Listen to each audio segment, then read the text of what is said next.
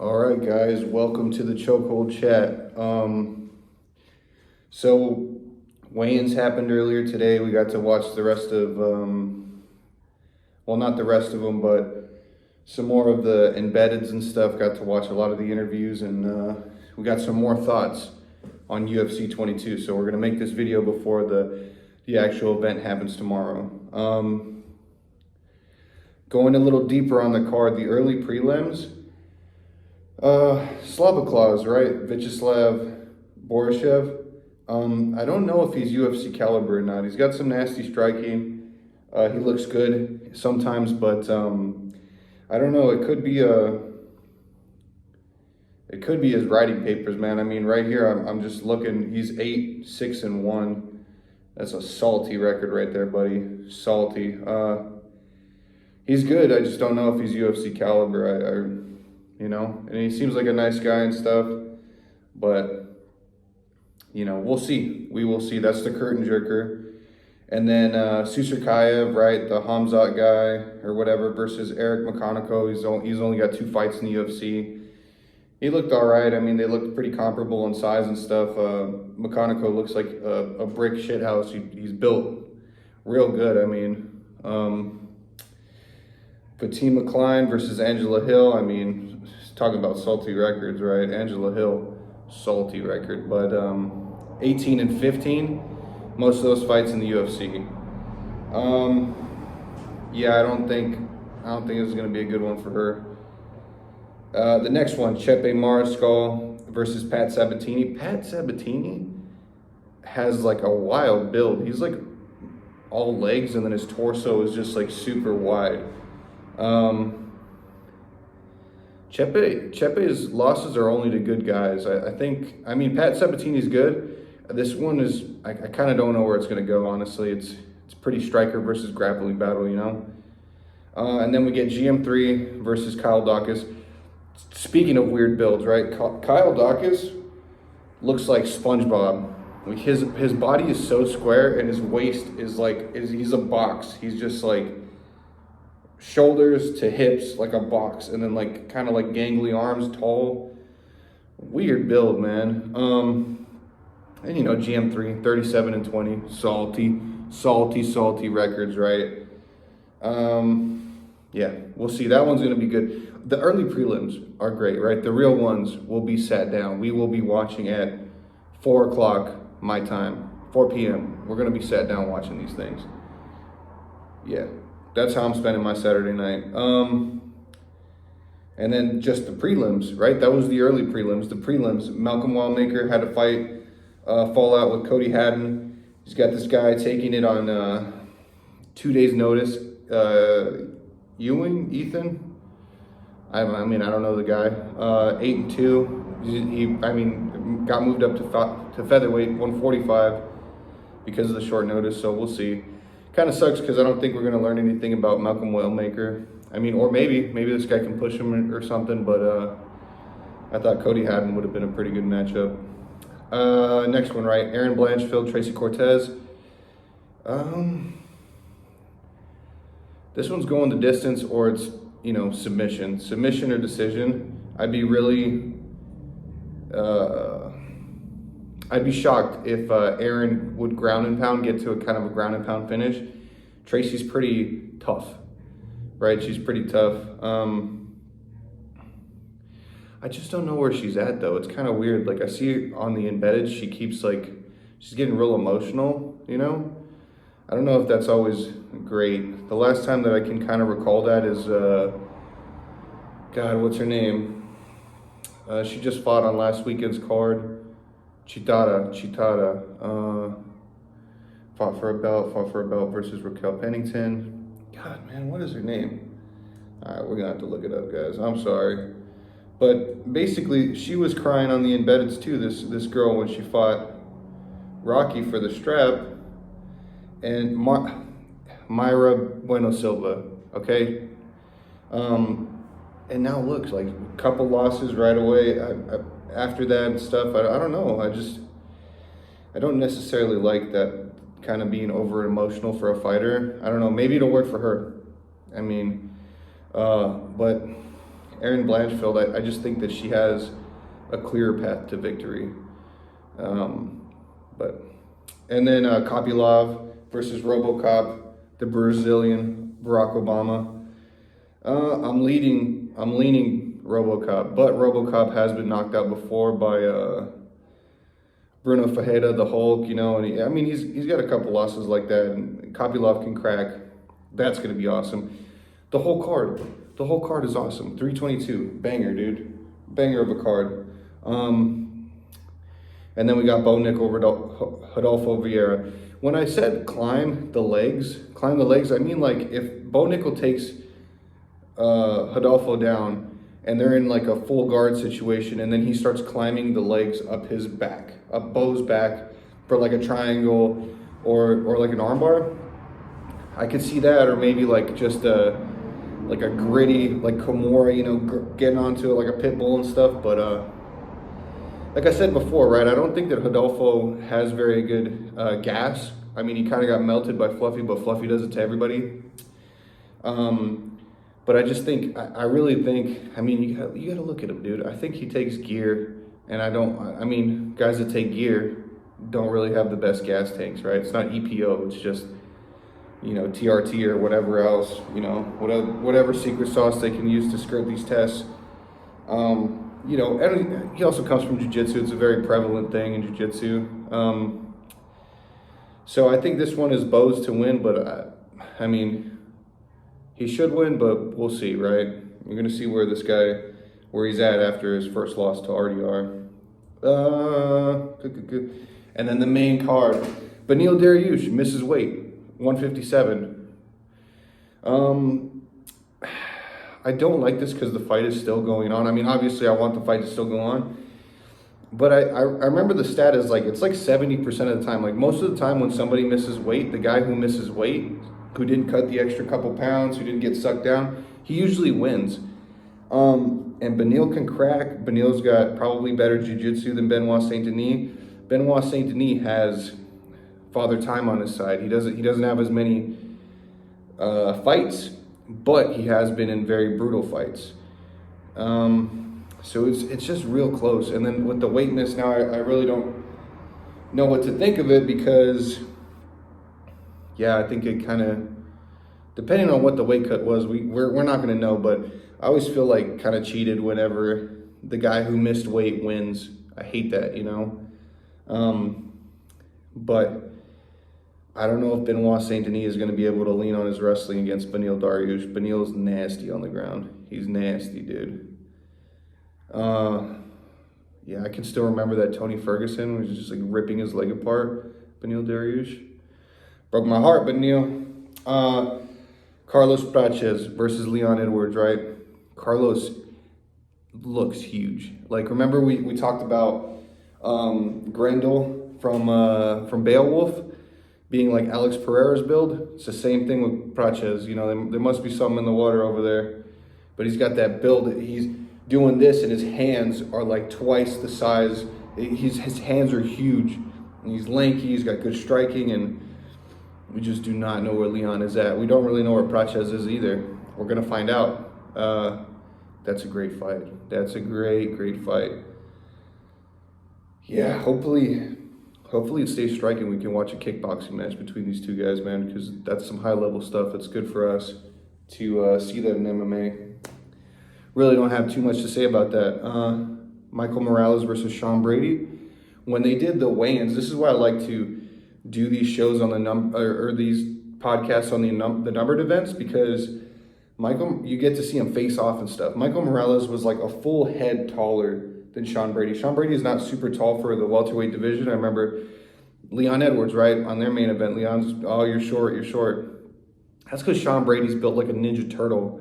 And if he gets a hold of you, he's a pit bull. He'll, squeeze you to death, literally squeeze the life out of you. Classic, right? Striker versus grappler matchup. We're going to learn how this fight is going to go pretty early.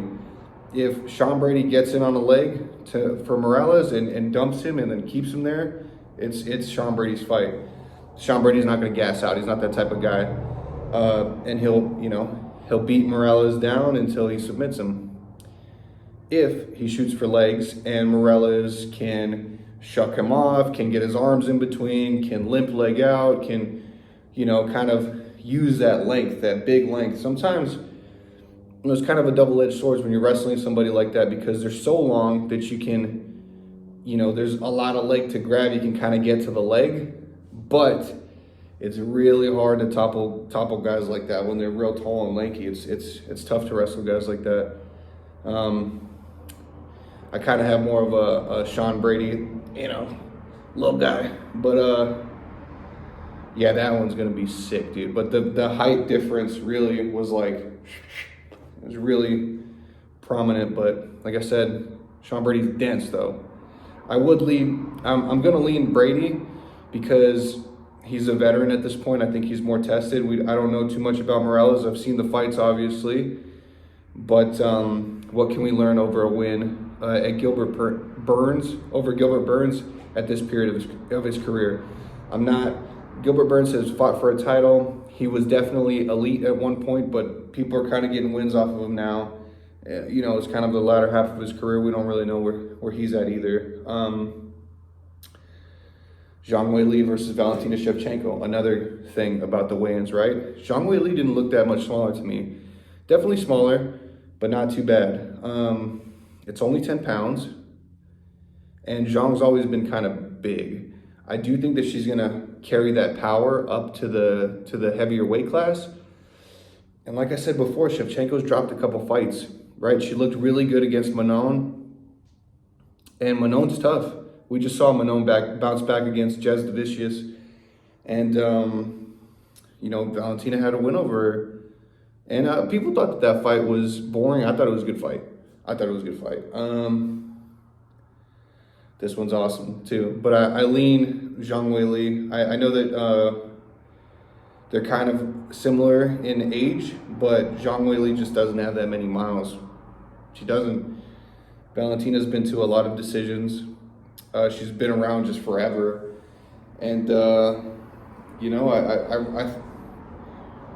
I think this is Zhang Weili.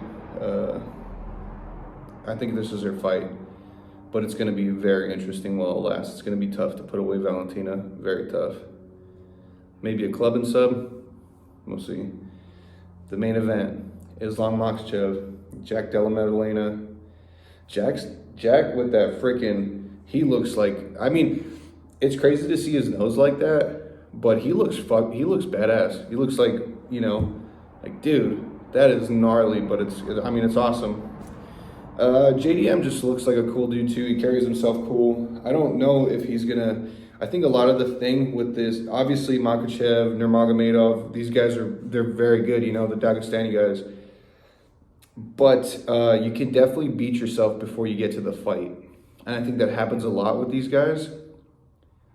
I don't know if that's gonna work on Jack Della Maddalena. It doesn't look like it. On the face-off, when he's not letting him get close and he's like, I don't care. He literally seems like he just wants to get down to business. 18 fights, 18 wins in a row.